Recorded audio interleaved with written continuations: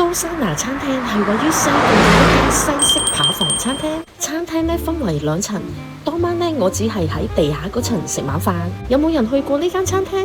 唔知2樓嘅環境係點嘅呢？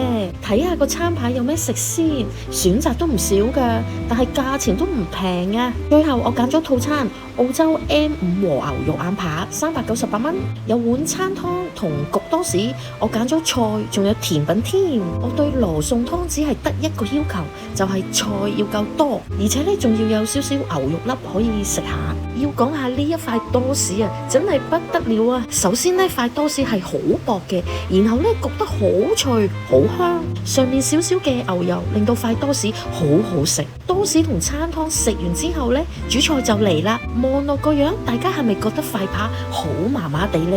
店員呢建議5成熟就好啦。佢話因為塊板呢仲有熱力，咁塊扒嘅表面就有少少焦香，裏面仲係生生地。另外我想講下呢一個嘅蘑菇汁，裏面真係有蘑菇片㗎。最後講下塊扒先，雖然呢就冇日本和牛咁強烈嘅入口即溶，但係呢亦都食得到肉質係腍同滑嘅，算係唔差㗎啦。呢一塊呢就係安格斯肉眼扒，相信大家一睇就知道同我塊和牛扒分別喺邊啦。肉質呢的確係粗身少少，但係仍然係腍同滑，而且唔柴嘅。最後梗係要食翻個甜品作為今餐嘅總結啦。喺雪糕同啫喱之間，我揀咗青檸啫喱，2個扒餐埋單843蚊。多謝我朋友請我食呢餐生日晚餐。